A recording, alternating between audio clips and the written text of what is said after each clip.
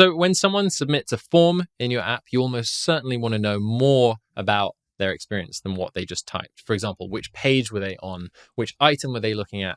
What's their email? You could ask these people to fill in all of this data for you, but nobody wants to do that. And actually the data would be wrong a lot of the time.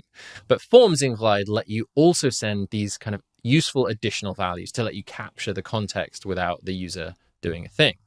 These are things like special values, which let you send the current date or the user's screen size.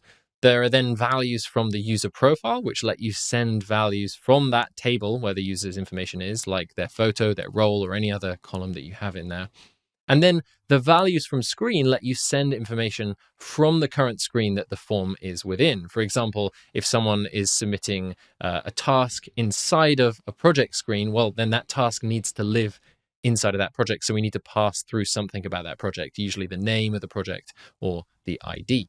Whichever table your form is sending data to, you just need to make sure that you have empty columns for these additional values so that you get context automatically.